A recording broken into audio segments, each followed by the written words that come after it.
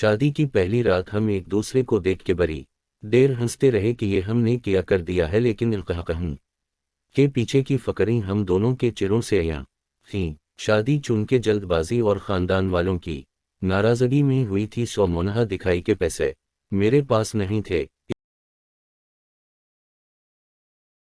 एक दौसत से उधार पकड़ के सोने की एक हल्की सी अंगूठी इसे दी, जिसे इसने ये कह के वापस कर दिया कि मैं तुम्हारे हालात से वाकिफ़ हूँ, जिन हालात में शादी हुई है इससे भी वाकिफ़ हूँ, सो जब खुद दला सकोगे तब लूँगी। मैंने थोड़ा शर्मिंदा होते हुए पूछा कि अच्छा बताओ, तुम्हारी सबसे बड़ी ख्वाहिश क्या है? मैं किसी दिन वो ज़रूर पूरी करूँगा। इसने कुछ तअम्मुल के बाद कहा कि जिंदगी में दो ही ख्वाहिशात के लिए खुदा के सामने गड़गड़ाई हूँ, एक अपना घर हो, चाहे बहुत छोटा सा हो लेकिन अपना हो, और दूसरा दूसरा दूसरा मेरे सामने है। हम दोनों ने एक दूसरे का मुनाहा देखा और मुस्कुराने लगे। पसंद की शादी पे औरत पहले अपने घर वालों से सुनती है, बाद में ससुराल से। वो सारी कश्तियां जला के आई थी, सो इसने जबान सी ली। अब अगली जिम्मेदारी मेरी थी। एक दौसत के तौसत से लाहौर एक कॉल सेंटर में जॉब मिल गई, लेकिन मैं कभी अपने शहर से निकला नहीं था, सो एक अनजान शहर में जाने के लिए मुझे थोड़ा सरमाया दरकार था। अब्बू से मुझे 10,000 मिले। अगले हफ्ते की टिकट थी। रात को मैं हिसाबों में मसरूफ था तो वो मेरे पास आई। इसने अपने जोर से बंद मुट्ठी खोली और मेरे सामने कर दी। मैंने कहा, तुम फक्र ना करो, मेरे पास पैसे हैं। ये तुम अपने पास यार मुझसे झूठ ना बोला करो, मुझे पता है नहीं हैं। ये खामोश हो गया क्योंकि पैसों की ज़रूरत मुझे थी। वो मेरे पास बैठ गई और किसी मास्टर प्लानर की तरह मुझे समझाने लगी। मैंने एक प्लान सोचा है। क्या तुम्हारी गंदुम गांव से आती है ना? हाँ, तुम ऐसा करो, इन पैसों की गंदुम ले लो, घर के लिए भी लेनी है। गांव से तुम्हें सुस्ती मिल जाएगी।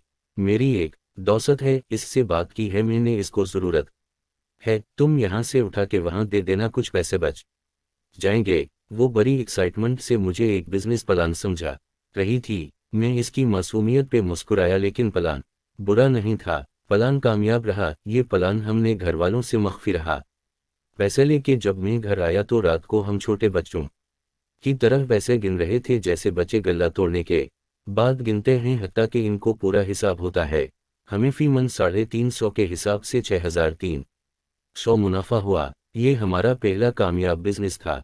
2,000 मैंने इसके मना करने के बावजूद इसके हाथ पे रखा, क्योंकि उसूली तौर पे ये उसी की कमाई थी। अगले हफ्ते में इसे छोड़ के लाहौर निकल गया। लाहौर मेरे लिए अनजान था। कुछ दिन दौसत के घर रहा। बाद में जब अपनी रहाइश ढूंढनी पड़ी तो दाल रोटी का भाव पता चलने लगा। रहाइश और माहाना खर्चों का हिसाब लगाया तो ये मेरी सोच से थोड़ा ज्यादा था। पीछे मेरी एक मुंतजिर बीवी भी थी और एक तनख्वाह में मुझे मेरा गुजारा होता मुश्किल नजर आ रहा था। पता नहीं ये इसकी मोहब्बत थी या एहसास जमींदारी में ने भी तहया किया कि कुछ ना कुछ तो करूंगा ही। इसने अगर मेरे भरोसे सब छोड़ा है तो इसका भरोसा नहीं टूटने दे सकता। मैंने अपने कॉल सेंटर के करीब काम ढूंढना शुरू किया।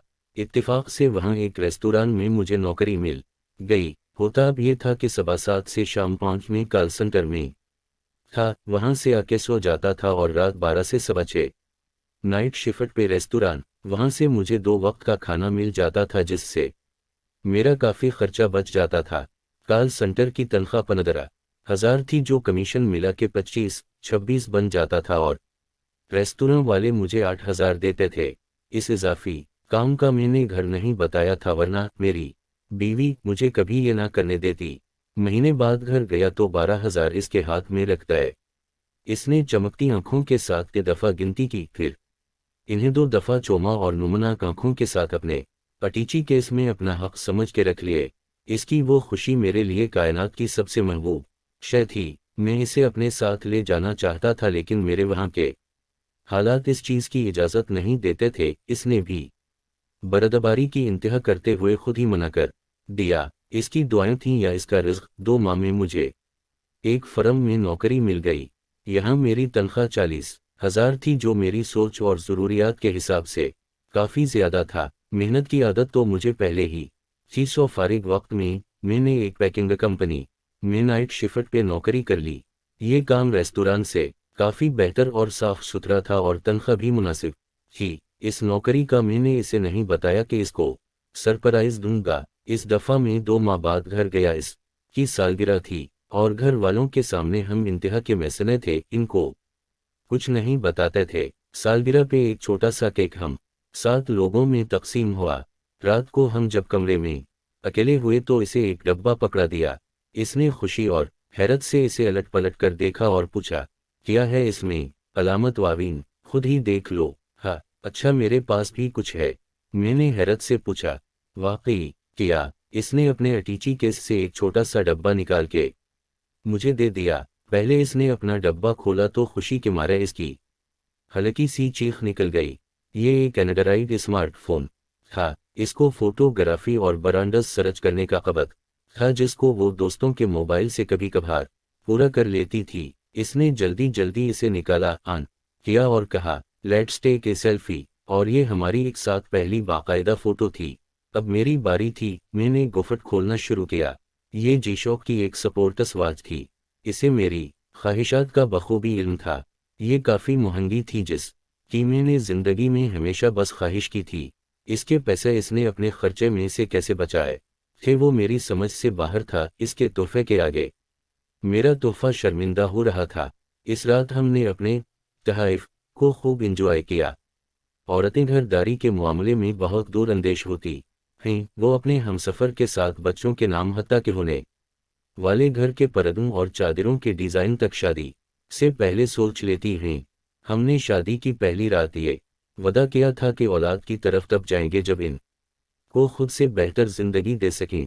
हमारी अगली कोशिश अपने घर के लिए थी, जिसके लिए हम दोनों एक दूसरे से छप के कोशिश कर रहे थे। इसने भी एक प्राइवेट स्कूल ऑक्सफोर्ड में टीचिंग शुरू कर दी थी और घर में भी कुछ बच्चे पढ़ने आ जाते थे।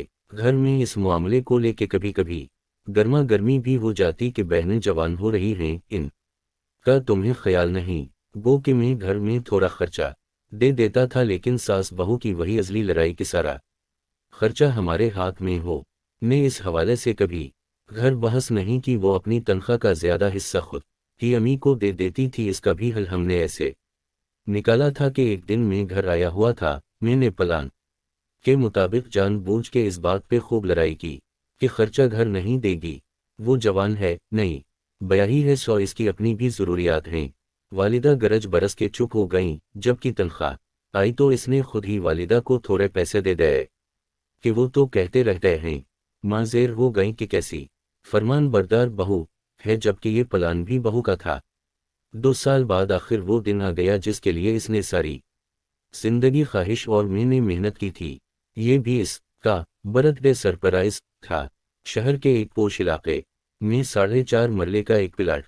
इसको जब मैंने बताया कि ये तुम्हारा है तो जिंदगी में पहली दफ़ा मेरे सामने वो धाड़ें मार मार के रोई, जैसे ये सब आंसू इसने उसी दिन के लिए बचा रखे थे। हम काफ़ी देर खाली प्लाट में मिट्टी पे एक दूसरे का हाथ पकड़े बैठे रहे।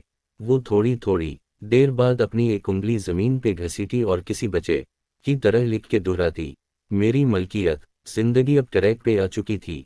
जिस दिन मुझे इसकी प्रेगनेंसी का पता चला, इस दिन में पागलों की तरह खुश था। हमने घर का काम, बच्चों के कपड़े और पता नहीं क्या प्लान करना शुरू कर दिया। एक रात इसकी तबीयत मामूल से ज़्यादा ख़राब हुई। मैं अपनी जिंदगी में को लेके कभी नहीं डरा, इस वक्त भी नहीं जब पूरे ख़ानदान के सामने अकेला खड़ा था। लेकिन जिंदगी में पहली दफ़ा इसकी इस हालत ने मेरी रूह नचोड़ के रख दी। मैं इसे लेके अस्पताल भागा। मेरी हालत ये थी कि शर्ट पहनी थी जिसके बटन बंद नहीं थे और मैं नंगे पैर अस्पताल में इसको उठा के भाग रहा था। इसकी हालत ख़राब थी। डॉक्टरों ने एक ज़िंदगी बचाने का ऑप्शन दिया था, जिसका जवाब वाज़ा था। मैं वार्ड के बाहर फरिश पे घुटनों के बल बैठा अल्लाह ताला से इस की ज़िंदगी की भीख मांग रहा था। लेकिन खुदा को कुछ और मंजूर था। इसने बेहतर घर चुन रखा था। वो एक बेटी का तोहफा दे के मुझे धक्का दे गई। इसका तोहफा हमेशा की तरह मेरे सारे तहफ़ पे भारी था। मैंने उसी के नाम पर हमारी बेटी का नाम रखा। आज भी मैं अपनी बेटी को जब इस पोश इलाके में एक खूबसूरत पिलाट के पास इसकी मां से मलवाने ले जाता तो वो मुझसे अक्सर पूछती है कि बाबा, मामा यहाँ सबसे अलग क्यों रहती हैं। मैं इसे हमेशा टाल देता हूँ। मैं इसे किस तरह बताऊं कि ये उसी का घर है, ये उसी की मलकियत है, जिस पे इसके अलावा किसी का हक नहीं।